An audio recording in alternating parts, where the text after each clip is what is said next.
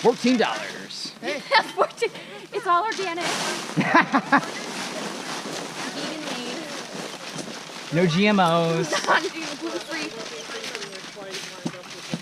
That's a big old piece of pottery. Really? Yeah. Ooh. That's a big old piece. Dang. You guys get something good? Yeah, a giant chunk of pottery. Yeah. Oh, we got it on camera too. Nice. When we're in an area with prehistoric materials, a lot of what we tend to find are smaller pieces of either broken pottery or lithic flakes. One of the tricks to figuring out if you have a piece of pottery is that both the sides should be relatively flat and smooth.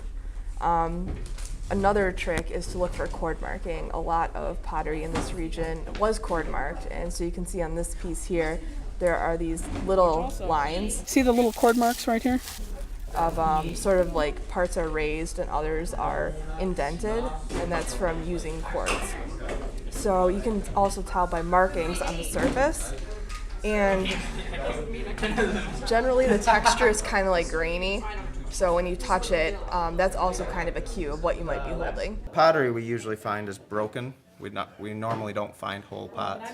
But what we're after in particular are looking for pieces that are either decorated in a particular way or a rim shirred, because those tell us a lot more about the material culture, confining it to a specific date and area than just finding a plain or undecorated body sherd.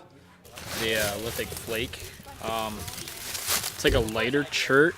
It's not the best material for for a cutting tool, just because it's really, it's very thin. This chert in particular is one that we've actually been able to identify an Upper Mercer chert, and so that can tell us a little bit about the time period as well. It is a scraper. So it's used for I guess Scraping hide. yeah, scraping hide, or sometimes they would use them to carve smaller tools out of wood. That's FCR. What happens to rock when it's heated around a fire is that it can crack and break. So when this happens, you get these really dramatic angular sections. And that's kind of what you're looking for to tell if there might have been a fire that had been, lit in the area. So when you find these deep in the ground, it's kind of a cue that maybe people in prehistory were lighting a fire there. So you look for these really sharp angles on the rock, and that's a cue of what you might be holding.